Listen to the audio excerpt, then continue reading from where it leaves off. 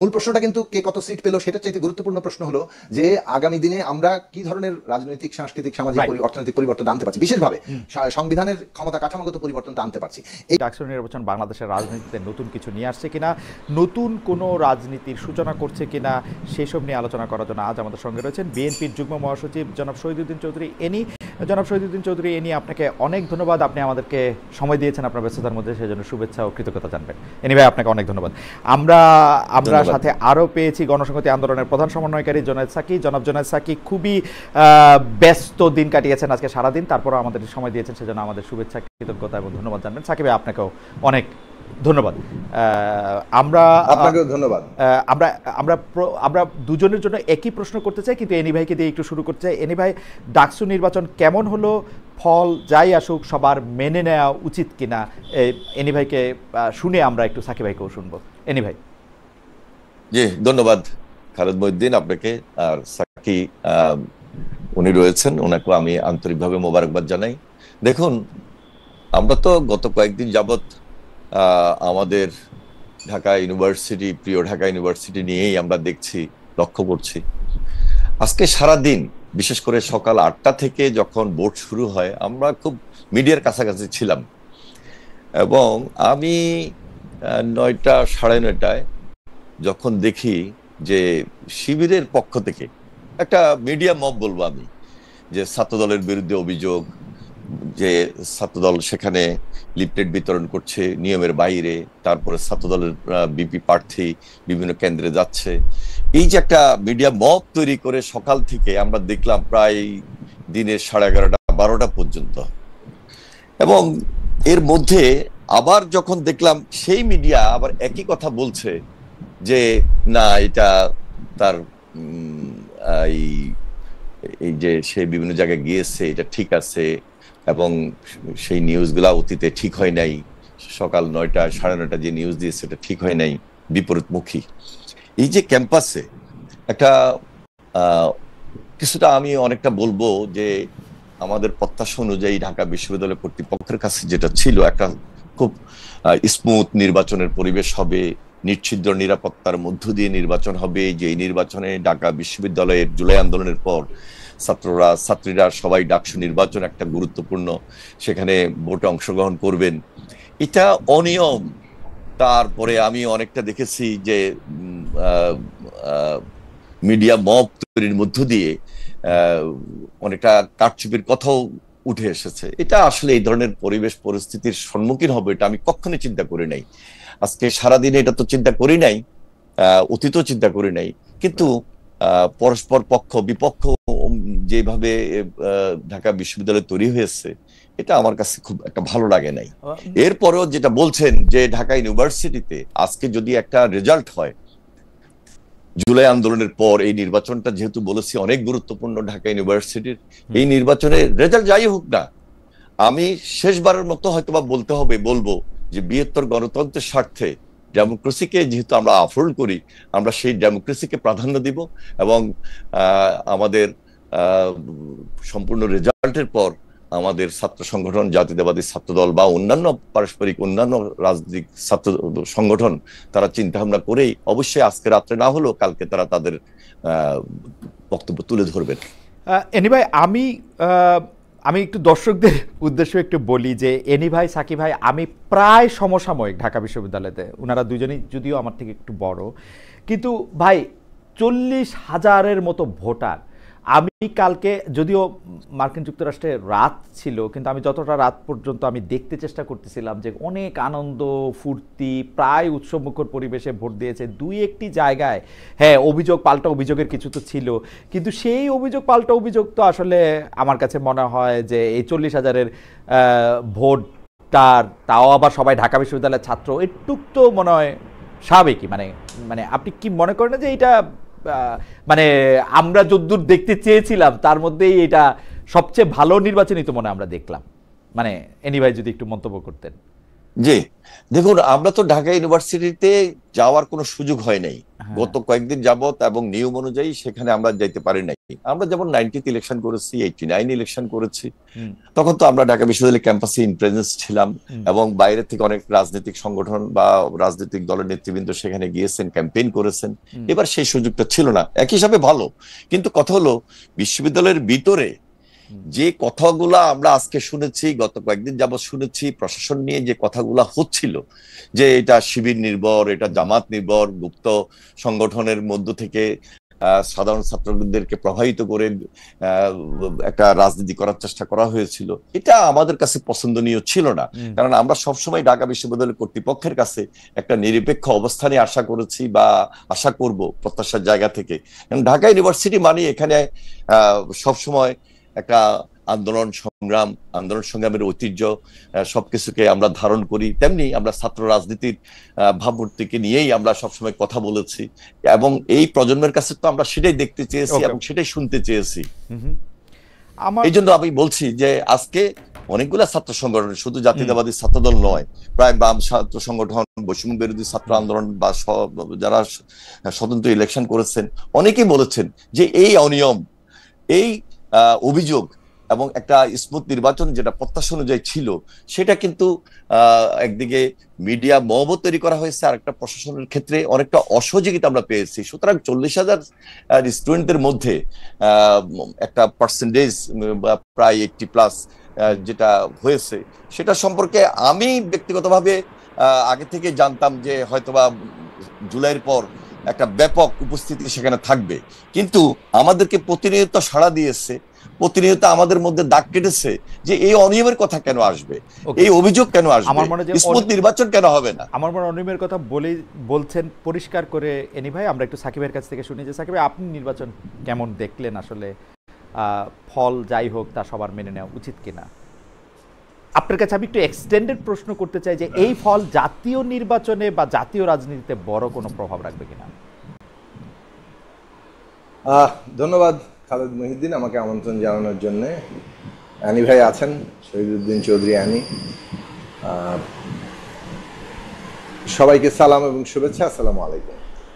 ডাকসু নির্বাচন তো অনেক প্রত্যাশিত ছিল, যেমনটা প্রত্যেকটা প্রতিষ্ঠানেই নির্বাচন হোক সেটা আমরা চাই, এবং বিশেষভাবে এই 24-এর গণঅভ্যুত্থানের পরে এত আত্মত্যাগ, আমাদের তরুণ তাজা প্রাণ এইভাবে যে বাংলাদেশের স্বপ্ন নিয়ে তারা আসলে একটা পরিবর্তনের জন্য ঝাঁপিয়ে পড়েছিল, জীবন উৎসর্গ করেছেন, তাদের প্রত্যাশা অনুযায়ী বাংলাদেশে একটা গণতান্ত্রিক ব্যবস্থা কায়েম হবে, শিক্ষাঙ্গনগুলোর পরিবেশ গণতান্ত্রিক হবে, সেখানে ছাত্র সংসদ নির্বাচন একাডেমিক কারিকুলামের অংশ হয়ে উঠবে এবং পুরো ক্যালেন্ডারে, একাডেমিক ক্যালেন্ডারের অংশ হয়ে উঠবে।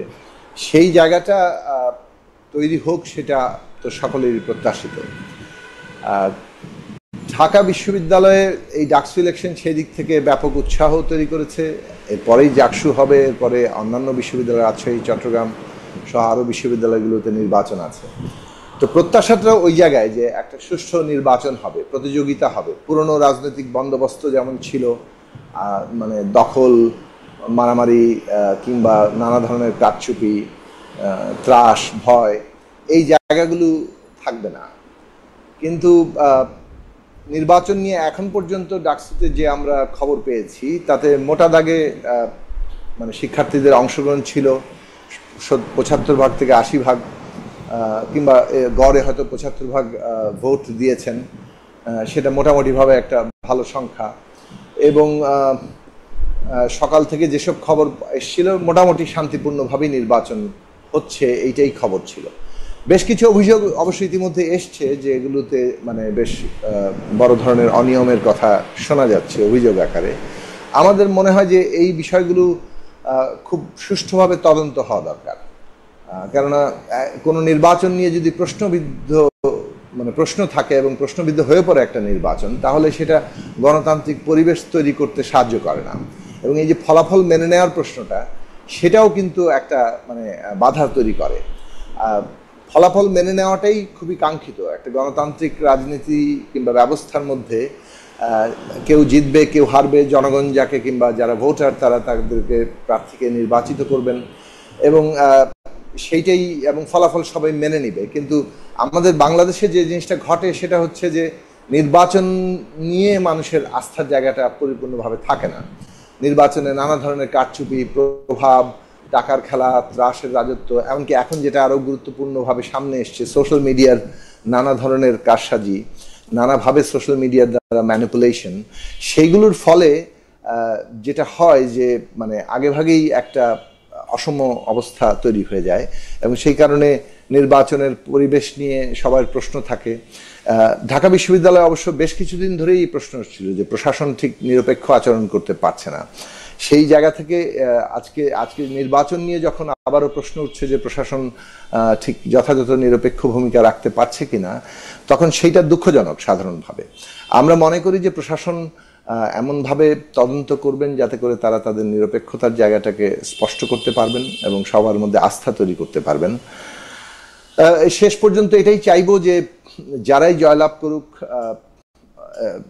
এবং যারা প্রতিদ্বন্দ্বিতা করেছে সকলকে নিয়ে একটা গণতান্ত্রিক পরিবেশ ঢাকা বিশ্ববিদ্যালয়ে চালু হবে। আমি কি দুইটা জিনিস আপনার কাছে একটু ইলাবোরেট করতে পারি এই জায়গার মধ্যে? এটা একটু এনি ভাইও যদি পরে দুইটা পয়েন্ট তৈরি করেন। এক হচ্ছে যে আমরা ঢাকা বিশ্ববিদ্যালয়ে শুধু পড়ি নাই, যখন থেকে পড়া শুরু করছি তখন থেকে এখন পর্যন্ত আমাদের একটা সম্পর্ক আছে। এটা ছাত্রের মাধ্যমে হোক, শিক্ষকতার মাধ্যমে হোক, গবেষণার মাধ্যমে হোক, সিলেবাস প্রণয়নে হোক।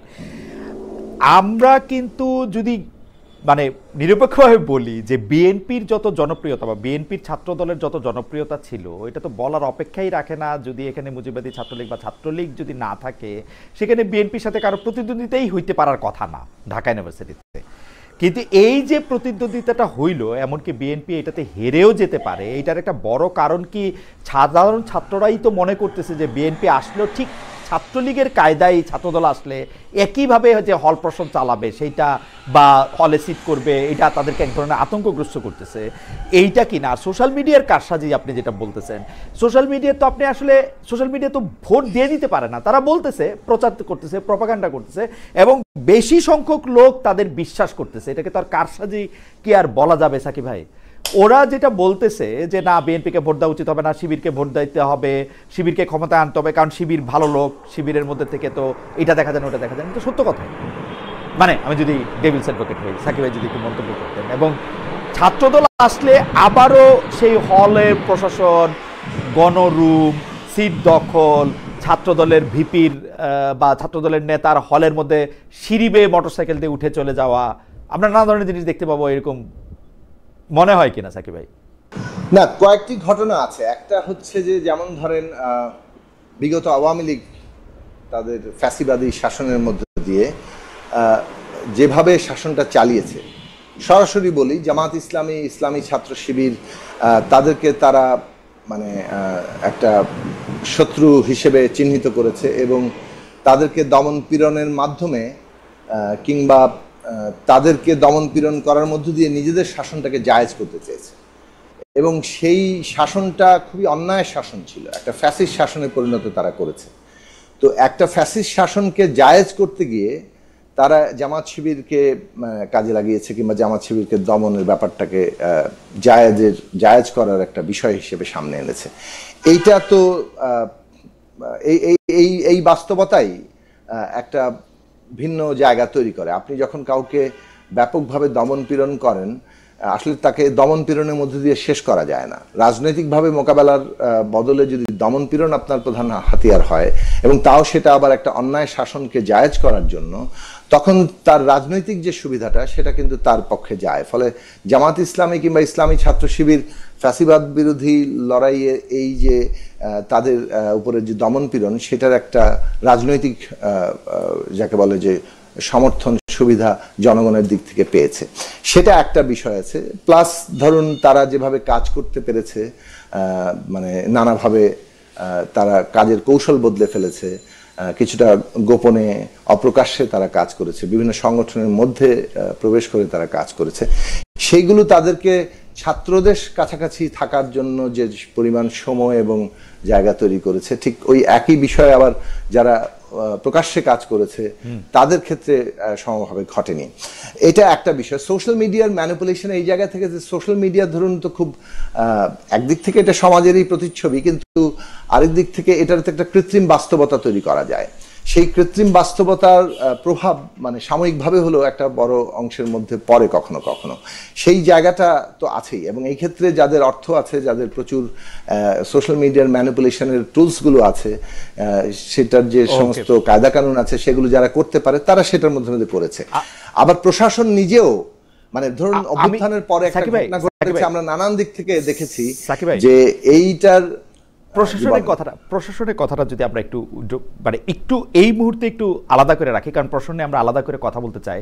আপনি যদি এই দুইটা বিষয় আপনি আসলে বলে ফেলছেন, এক হচ্ছে যে এই স্বৈরাচার পরবর্তী সময়ে ছাত্র দলগুলোর বাস্তবতা, সেটা মানুষের মনে ছিল, সোশ্যাল মিডিয়ার কারসাজি নিয়ে আপনি বলছেন। আরেকটা জিনিস যদি খালি বলেন, এই তিনটা পয়েন্ট আমরা এনিভাইয়ের কাছে কথা বলতে পারবো। এইটা হচ্ছে যে এইবারও যে আমরা ইলেকশনের সময় রাজাকার ও মুক্তিযুদ্ধের একটা বয়ান সামনে আসতে দেখলাম, এইটা আসলে ইলেকশনটা যেরকম আমরা চাইছিলাম সেইটার মানে এইটা আমি ঠিক আসছিলাম তার আগে আমি যে কথাটা প্রথমে, হ্যাঁ আমি দুটো বিষয়ে কথা বলতে চাই। প্রথম বিষয় হচ্ছে যে অভ্যুত্থানের পরপরই যেভাবে ধরুন এটা কিছুটা দায় বিএনপিকে নিতে হবে, বিএনপি কিংবা ছাত্রদল কিংবা যে কোনো বিএনপির অঙ্গ সংগঠনের বিরুদ্ধে নানা জায়গাতেই এক ধরনের অভিযোগ উঠেছে যে তারা বিভিন্ন জায়গায় নিজেদের দখলে নিচ্ছে অথবা একটা চাঁদাবাজির অভিযোগ উঠেছে। এটাকে কাজে লাগিয়ে ধরুন অথবা এটার উপরে ভর করে যেভাবে আপনার একটা প্রচারণার তৈরি হয়েছে, যে সেটা ক্রিয়াশীল ছাত্র সংগঠনগুলোর দিক থেকেও আছে, অভ্যুত্থানে অংশগ্রহণকারী যারা বৈষম্য বিরোধী ছাত্র সংগঠন করেছে তারা আবার যখন দল করেছে এনসিপি কিংবা গণতান্ত্রিক ছাত্র সংগঠন বাকশাস, তারার দিক থেকেও ঘটেছে, ইসলামী ছাত্র শিবিরের দিক থেকেও ঘটেছে যে একটা ছাত্রদল সম্পর্কে তো নেতিবাচক একটা বড় জায়গা তৈরি করা, যে তারা আসলে ওই ছাত্রলীগের মতোই হলের জায়গাটা করবে, এই বাস্তবতাটা কিন্তু একটা আছে। এবং এটা যেটা বিএনপি এবং ছাত্রদল কিংবা অঙ্গ সংগঠনগুলোর কার্যক্রমের মধ্য দিয়েও কিছুটা অনেক ক্ষেত্রে একটা ভিত্তি পেয়েছে এই প্রচারণার কাজে। দ্বিতীয় জায়গাটা হয়েছে যে যেটা বললাম যে পুরনো বন্দোবস্তের রাজনীতির জায়গা, যে আমরা যেমন ধরুন আপনি একটা দলকে যদি আপনি টার্গেট করেন এবং তার বিরুদ্ধেই যদি কেবলমাত্র প্রচারণা হয়, তখন সেই দল অনেক ক্ষেত্রে অনেকগুলো সুবিধা পায়, মানে তার প্রচারণা নিজেদের পজিটিভ জিনিসগুলো সামনে আনার চাইতে কেবল মানে নেতিবাচক প্রচারণা কখনো কখনো তার জন্য ইতিবাচক হয়ে ওঠে। বিশেষভাবে আওয়ামী লীগ আমলে এটা ঘটেছে, যখন তাদের উপর নির্যাতন নিপীড়ন হয়েছে, তারা মজলুম হয়ে উঠেছে, ফলে ওই জায়গাটা মানুষের একটা সমর্থনের জায়গা তারা পেয়েছে। সেইটা কন্টিনিউড হওয়াটা এই সময়ে মানে আমরা ঠিক মনে করিনি, এবং আমরা এখনো ঠিক মনে করি না। আমাদের মনে হয় যে ইতিবাচক রাজনীতি যেটা করা দরকার জনগণের মধ্যে, যে শিক্ষার্থীদের জীবনের পরিবর্তন কিভাবে ঘটবে, বিশ্ববিদ্যালয় ক্যাম্পাসের শিক্ষার মান, শিক্ষার পরিবেশ, সামগ্রিকভাবে ক্যাম্পাসের পরিবেশ, একাডেমিক এক্সট্রা একাডেমিক কারিকুলাম কিভাবে ডেভেলপ করবে, সারা দেশের রাজনৈতিক ব্যবস্থার কি পরিবর্তন ঘটবে। আমি শেষ করি এটা বলেই যে এই যে রাজনৈতিক ব্যবস্থা, অর্থনৈতিক ব্যবস্থা এবং সমস্ত কর্মসূচিটা সামনে আনা, সেটার বদলে পুরনো জায়গা যে এটা ওই মানে রাজাকার বনাম মুক্তিযুদ্ধ এই বাইনারির মধ্যেই রাজনীতিটা করার ফলে এটা অনেকেই গ্রহণ করেছেন যে ও আচ্ছা পুরনো আওয়ামী লীগের যে ডিসকোর্স সেটাই বোধহয় এখনো ক্রিয়াশীল আছে, ফলে সেটাও তাদের অনেক ক্ষেত্রে পক্ষে গিয়েছে। ফলে সব মিলিয়ে একটা হবে। কিন্তু আমি আবার এটাও রিটার্ট করবো, এখন পর্যন্ত আমি যদি আমাদের কাছে যে খবর সেটা হচ্ছে যে ডাকসু ইলেকশন হলো, ফলাফল ঘোষণার ক্ষেত্রে যে একটা স্বচ্ছতা থাকা দরকার ছিল। আমি কিছুক্ষণ আগেও পর্যন্ত যে খবর পেলাম যে ফলাফল সম্পর্কে কিন্তু এখন পর্যন্ত অংশগ্রহণকারীরা, প্রার্থীরা তারা ভালো মতো জানেন না। তো ফলাফলের কি খবর হচ্ছে, কেন্দ্রে এক দলের প্রার্থী যেমন ছাত্র শিবিরের যিনি প্রার্থী তিনি ঢুকতে পেরেছেন, অন্য দলের প্রার্থীরা কিন্তু সেখানে ঢুকতে পারছেন না।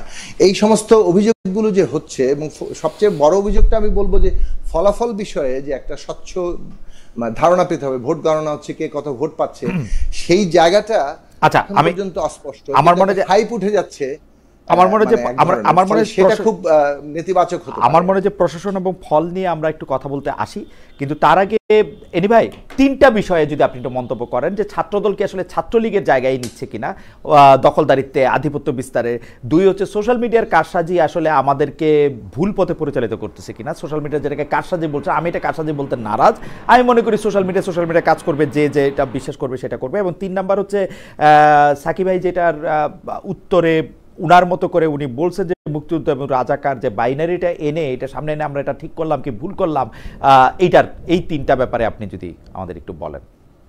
দেখুন, জাতীয়তাবাদী ছাত্রদল গত 17 বছর মাঠে থেকে যে কাজগুলা করেছে সেটা কিন্তু জাতীয় রাজনীতির মধ্যেই কিন্তু তাদের এঙ্গেজমেন্টটা ছিল।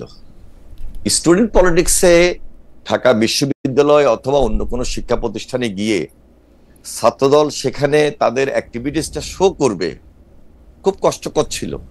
সেখানে অত্যাচার ছিল, নির্যাতন ছিল, গুম ছিল, খুন ছিল।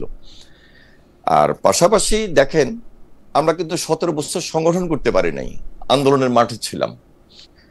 আমরা যদি খুব দৃশ্যমান এবং বাস্তবে যদি দেখি, ইসলামী ছাত্র শিবির আজকে যে রেজাল্টটা তারা মনে করছে যে প্রায় মুখোমুখি বা একটা কন্টেস্টিং পর্যায়ে তাদের অবস্থানকে নিয়ে গিয়েছে, তারা বিগত 17 বছর আন্দোলন কতটুকু করেছে এটা আমি এই মুহূর্তে আর বেশি কিছু বলতে চাই না। তবে তারা সংগঠন গুছিয়েছে। আমি অস্বীকার করি না যে তারা বিশ্ববিদ্যালয়ে তারা ছিল না, তারা বিশ্ববিদ্যালয়ে ছিল, হলগুলোতে ছিল, এবং যেখানে ছাত্রলীগ ছিল সেখানে তারা সাধারণ ছাত্রদের মাঝে হয়তো লুকায়িত ছিল, কাজ করেছে। এই সুযোগটা ছাত্রদল যারা করেছে তারা দৃশ্যমান রাজনীতি করে বিদায় বাস্তবে তারা দৃশ্যমান ছিল না, এবং মধুর ক্যান্টিনে যাওয়া, হলগুলোতে যাওয়া তাদের জন্য অনেকটা প্রায় নিষিদ্ধই ছিল। এখানে ছাত্র শিবির অনেকটা এগিয়ে ছিল ছাত্র সংগঠন করার ক্ষেত্রে। আমার এখানে একটা মাঝখানে প্রশ্ন আছে, সেটা হচ্ছে আপনি অনেক বড় স্কেলে রাজনীতি করছেন, সাকিব ভাই রাজনীতি এখনো করতেছে, আমি ছোট স্কেলে হইলেও রাজনীতি করছি। প্রকাশ্যে যদি না আসা যায়, বিশ্ববিদ্যালয়ের ছাত্রছাত্রীদের আপনি প্রভাবিত কেমনে করবেন, কোন আদর্শ দিয়া? যে এটাকে আপনি একটা কন্টিনিউশন প্রসেস বলতেছেন, 17 বছর ধরে তারা এটা করতে পারছে। শিবির তো প্রকাশ্যে আসতে পারে নাই, শিবির নামটা বলতে পারে নাই, তারা তাদের আদর্শের কথা কেমনে বলবে? আমরা তো এত চেষ্টা করি মধুর ক্যান্টিনে দিনের পর দিন কথা বলে একজন লোকরে কনভিন্স করতে পারে, মানে খুবই কষ্ট হয়েছে একটা লোকরে কনভিন্স করতেও, মানে ইউ নো দ্যাট। আমি বলেছি যে তারা জেনারেল স্টুডেন্টদের সঙ্গে কন্টিনিউ করেছে, জেনারেল স্টুডেন্টদের সঙ্গে তারা সংগঠন করার সুযোগ পেয়েছে। এটা তাদের একটা বাড়তি অ্যাডভান্টেজ ছিল সেই মুহূর্তে বিগত 17 বছর, যেটা আমাদের ছিল না। কারণ আমাদের ছাত্রদল হলে গিয়ে কাজ করার মতো কোনো সুযোগ ছিল না, বরং মিনিমাম মধুর ক্যান্টিনে যাবে, সেখানে সংগঠন গোছাবে, সেখানেও বারবার হামলার শিকার হয়েছে, নির্যাতন অত্যাচারের শিকার হয়েছে। এরপরে দেখেন আজকে সোশ্যাল মিডিয়ার মধ্যে তারা অনেকগুলো ন্যারেটিভ এমনভাবে গত 1 বছরে তৈরি করেছিল যেখানে বাস্তবতার আলোকে তাদের যথেষ্ট ইনভেস্টমেন্ট ছিল, তাদের পলিসিতে তারা খুব ফ্রন্ট লাইনে ছিল, যেটা ছাত্রদল শুরু করেছিল। হ্যাঁ, ছাত্রদল খুব পজিটিভলি রাজনীতি করবে, এবং এই অধ্যায়ে ছাত্রদল সেখানে ক্যাম্পাসে গিয়েছে গত 1 বছর। কিন্তু তারা দীর্ঘদিন থেকে ছাত্র শিবির ওই ক্যাম্পাসে অবস্থান করে তাদের ন্যারেটিভ নিয়ে তারা মাঠে ছিল, সোশ্যাল মিডিয়াতে ছিল। আর আমরা গত 1 বছর থেকে আমাদের ছাত্রদল সেখানে কাজ করা শুরু করেছে, যার কারণে জেনারেল স্টুডেন্টদের কাছে আমাদের ছাত্রদলকে পরিচিতি বা এনগেজমেন্টে নিয়ে আসাটা খুব কষ্টকর ছিল। এই কথা আমি কোনোভাবে অস্বীকার করছি না। আপনি দেখেন 2018-তে একটা নির্বাচন হয়েছিল, সেখানে আমরা জেনে শুনে আমরা নির্বাচনে গিয়েছি, কারণ গণতন্ত্রের স্বার্থে ডেমোক্রেসিটাকে আমরা আফোর্ড করতে চেয়েছি, এবং আমাদের দল সেখানে ছাত্রদল নির্বাচনে অংশগ্রহণ করেছে। আমরা জানি যে রেজাল্ট হবে না, তারপরও আমরা সেখানে গিয়েছি। ঠিক এবারও আমরা একটা কন্টেস্টিং পর্যায়ে আমরা গিয়েছি, যে হ্যাঁ একটা কন্টেস্ট হবে। আমাদের বিপি প্রার্থী, এজিএস প্রার্থী তাদের একটা পার্সোনাল ইমেজ আছে, তারা একটা পজিটিভ দিক নিয়ে তারা এগিয়ে যাবে। সেই দিক থেকে আমরা কিন্তু খুব পজিটিভ ছিলাম। এখনো পর্যন্ত আমরা রেজাল্ট পাই নাই। হয়তো আমরা রেজাল্ট পাবো, কিন্তু এনিওয়ে আমি শুধু এই জায়গাটা একটু পরিষ্কার হতে চাই যে সাধারণ ছাত্রছাত্রীরা কি এইটা মনে করলো যে যত সুন্দর করেই কথা আবিদুল ইসলাম খান বা তানভীর বা যিনি এজিএস আছেন তিনি বলুক না কেন, ক্ষমতায় আসলে তারা একইভাবে মানে ছাত্রলীগ যা করছে 15 বছর বা তার আগে ছাত্রদল যা করছে আমাদের সময়, এনিভাই আমি কিন্তু বলতে পারি যে আপনিও যখন ছাত্রদলের সভাপতি তখনও কিন্তু ঢাকা বিশ্ববিদ্যালয়ে ছাত্রদলের এমন কিছু মুখ আমরা দেখছি যেগুলিকে আর মানে ওইটা কি আবারও ভয় পাইলো, মানে মানুষজন আপনাদের উপরে আস্থা রাখতে পারলো না? আমাদের ছাত্রদল 1979 থেকে আমাদের ছাত্রদলের এই অগ্রযাত্রা, এবং ঢাকা বিশ্ববিদ্যালয়কে কেন্দ্র করেই আমাদের ঢাকা বিশ্ববিদ্যালয়ের ছাত্রদল প্রেসিডেন্ট জিয়া রহমান সাহেব সেখানেই ছাত্রদল সৃষ্টি করেছেন, প্রতিষ্ঠা করেছেন। আমরা 80-র দশকে ছাত্র রাজনীতি করেছি, এরশাদের বিরুদ্ধে লড়াই করেছি, সংগ্রাম করেছি। লড়াই সংগ্রাম করতে গিয়ে আমরা সেখানে আপসীর নেত্রী বেগম খালেদা জিয়ার নেতৃত্বে ছিলাম। হ্যাঁ, আমাদের যে কোনো খারাপ আমাদের সঙ্গে ছেলেবেলে ছিল না তা আমরা বলি না, কিন্তু সবসময় আমাদের নেত্রী অথবা আমাদের দল আমাদের ছাত্রদলকে এমন ভাবে অভিভাবক করেছেন, হ্যাঁ, অভিভাবকের পর্যায় থেকে সবসময় যেন ছাত্রলীগের সেই ন্যারেটিভ নিয়ে, ছাত্রলীগের অত্যাচার নির্যাতন ওই অপরাজনীতিতে আমরা না যাই, সবসময় আমাদেরকে কন্ট্রোল করেছে, নিয়ন্ত্রণ করেছেন। এবং আমরা কখনো একটা ফ্যাসিবাদী কায়দা, একটা কর্তৃত্ববাদী ছাত্র রাজনীতি করবে এই চিন্তা চেতনা আমরা ছিলাম না। আমরা সবসময় নিয়ন্ত্রণ করার চেষ্টা করেছি এবং ছাত্র রাজনীতির ভাবমূর্তিকে আমরা রক্ষা করার চেষ্টা করেছি। এই গত 1 বছরে দেখেন আমাদের ভারপ্রাপ্ত চেয়ারম্যান জনাব তারেক রহমান, তিনি সাংগঠনিক নেতা হিসাবে ছাত্র দলের অভিভাবকত্ব করছেন। তিনি যত পজিটিভ চিন্তা করেছেন তত পজিটিভ রেজাল্টটা ছাত্র দলের মাধ্যমে ক্যাম্পাসে নিয়ে আসার চেষ্টা করেছেন। হয়তোবা আমরা জেনারেল স্টুডেন্টদের চোখে সেটা প্রতিষ্ঠা করতে এখনো পারি না, তবে অদূর ভবিষ্যতে আমরা সবসময় এই জেনারেল স্টুডেন্টদের আজকে যে গণরুম কালচার, আজকে যে গেস্ট রুম কালচার, আজকে যে ছাত্রদের অধিকার আদায় নিয়ে বা ছাত্র রাজনীতির ভাবমূর্তিকে উদ্ধার করে তাদের অধিকারকে প্রতিষ্ঠা করা, সেই দিকে আমরা নজর কিন্তু আগেও দিয়েছি, এখনো দিচ্ছি। এবং আমাদের খুব দৃশ্যমান তারেক রহমান, তিনি ভারপ্রাপ্ত চেয়ারম্যান হিসাবে যে অ্যাডভাইস গুলো আমাদেরকে দিচ্ছেন সেগুলো নিয়ে কিন্তু আমরা আমাদের কাজ করছি। ওকে, আমি জানি না রেজাল্ট কি হয়, তবে আমরা রেজাল্টের প্রসঙ্গে একটু পরে আসি। আমি চট করে একটু জানতে চাই যে এইবারও আমরা দেখছি যে একটা তো আছে যে ছাত্রলীগের করা দুষ্টামিগুলি এখন ছাত্রদল করবে কিনা, কিন্তু যখন দেখা গেছে যে মুক্তিযোদ্ধা বনাম রাজাকার, মুক্তিযুদ্ধ বনাম জামাতে ইসলামী, এই বয়ানটাকে যখন সামনে নিয়ে আসা হয়েছে, এইটাকে ব্যবহার করা হয়েছে যে তাইলে বিএনপি বোধহয় আওয়ামী লীগের মতো একটা দল, কারণ আওয়ামী লীগও যেমন মুক্তিযুদ্ধের কথা সামনে নিয়ে আইসা রাজাকারদেরকে দমন করতে চায় বা জামাতে ইসলামীকে দমন করতে চায়, বিএনপিও বা ছাত্রদলও সেটা করতেছে। আপনারা কি এটাকে ভুল মাইনা আপনারা এই বয়ানটা চেঞ্জ করবেন কিনা? বা দেখেন, হয়তোবা এই প্রজন্ম জানে না 1986 সালে এই জামাত ইসলামী এবং আওয়ামী লীগ একসঙ্গে মিলেই এরশাদের অধীনে নির্বাচনে গিয়েছে, এবং সেখানে বিএনপি একমাত্র দল আপসহীন ভূমিকা অবস্থান রেখে পরবর্তী 90-তে একটা রেজাল্ট নিয়ে এসেছে, যেখানে দেশনেত্রী বেগম খালেদা জিয়া অথবা সেই ছাত্র দলের ভাবমূর্তি আরো উজ্জ্বল হয়েছে। পাশাপাশি দেখেন, আমরা যখন 91 সালে নির্বাচন হয়, সেই নির্বাচনে বিএনপির রেজাল্ট আন্দোলনের পরিপ্রেক্ষিতে আপসহীনতার কারণে একটা পজিটিভ রেজাল্ট নিয়ে আমরা বিএনপি ক্ষমতায় এসেছিল। তখন কিন্তু জাতীয়তাবাদী ছাত্র দলের প্রশংসা এবং ভূমিকা খুব উল্লেখযোগ্য ছিল। আপনি দেখেন 96-এ যখন আওয়ামী লীগ এবং জামাত শিবির একসঙ্গে আন্দোলন করেছে এই বিএনপির বিরুদ্ধে, তো ঘুরে ফিরে আজকে যে ডাকসুতে ছাত্রলীগ এবং ছাত্র শিবিরের সমর্থন একসঙ্গে হয় না, এটা আমি কিভাবে বুঝবো? রেজাল্ট পাওয়ার পর আমি হয়তো বলতে পারবো যে কন্টেস্টিং পর্যায়ে আসার কারণটা সেটাও তো হতে পারে না, কিন্তু আপনার এরকম মনে হয় কি না যে 2025-এ বা 24-এর পর থেকে বিএনপি যত বেশি মুক্তিযুদ্ধের চেতনা বা মুক্তিযুদ্ধকে সামনে রেখে রাজনৈতিক দলের পরিচালনা করার যেটা হাতে নিয়েছে, সেরকম কি বিএনপি কখনো ছিল আসলে?